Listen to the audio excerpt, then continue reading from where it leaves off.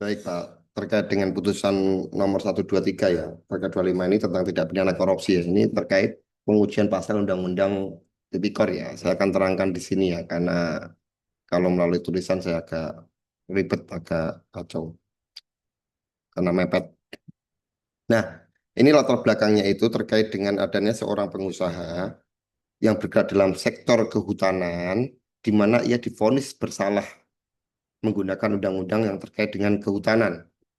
Divonisnya bersalah itu terkait dengan korupsi dia itu. Dia itu dikenakan undang-undang korupsi, padahal dia menggunakan undang-undang sektoral seperti undang-undang kehutanan semestinya. Dia ingin mengatakan bahwa, Pak, saya kan menggunakan undang-undang kehutanan, kenapa saya dikenakan undang-undang tipikor? Nah, kan gitu. Intinya begitu si Adlin ini. Nah, ini pasal-pasal undang-undang tipikor ini yang diuji ini, pasal 11 ini, itu seperti blanket provision ya, atau ketentuan payung dan bridging artikel atau pasal jembatan ini. Pasal ini itu bisa menarik semua pasal yang ada di undang-undang sektoral, termasuk kehutanan atau termasuk undang-undang lain deh, yang tidak di situ tidak menerangkan mengenai adanya kerugian negara, adanya kebijakan yang menguntungkan pihak lain atau menguntungkan diri sendiri. Itu tidak ada. Yang ada ini kan hanya undang-undang di tipikor. Tuh, nah dia pengen menguji itu Pak aslinya Pak. Nah, amar putusannya gimana? Amar putusannya itu justru malah memperluas terhadap undang-undang tipikor itu. Intinya putusan ini mengatakan bahwa, meskipun kamu menggunakan undang-undang sektoral dan undang terkait kejahatan korupsi itu adalah kejahatan khusus, tapi kejahatan khusus ini bisa masuk loh di tindakan-tindakan yang diatur dalam undang-undang sektoral, itu diperluas oleh hakim malahan itu.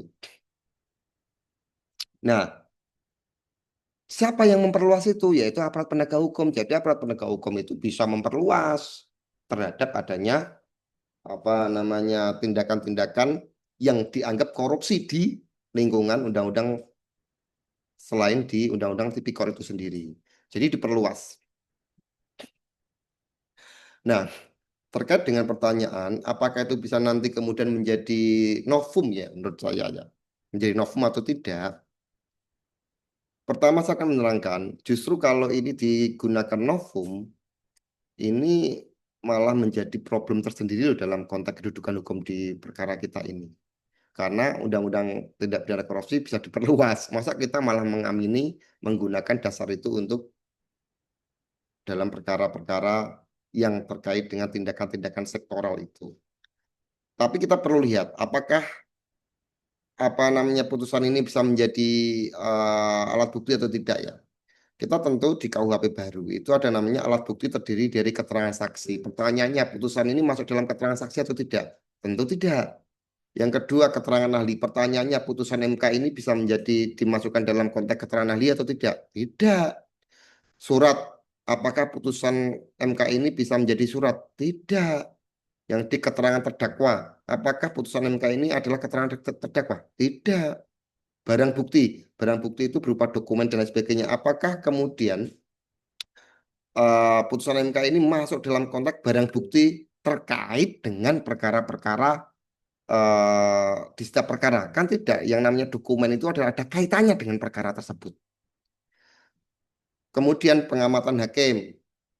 Pengamatan hakim itu masuk dalam kategori pada waktu itu keyakinan hakim ya. Jadi pada waktu persidangan. Jadi tidak bisa diperlakukan untuk keluar. Yang H, kemudian itu segala sesuatu yang dapat digunakan untuk kepentingan pembuktian pada pemeriksaan di sidang pengadilan sepanjang diperoleh secara sah dan tidak melawan hukum.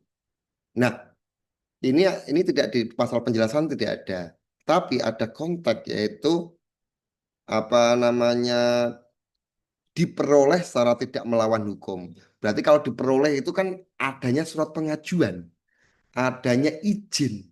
Nah, kalau adanya izin berarti kan dokumen itu, barang-barang tersebut itu aslinya tertutup. Tapi kemudian kita izin, kita minta permohonan, itu menjadi bisa diakses. Nah, putusan MK ini bisa diakses segalanya. Jadi itu tidak bisa masuk menjadi alat bukti. Oke, kita ngomong namanya jurisprudensi. Di Indonesia tidak mengenal namanya jurisprudensi.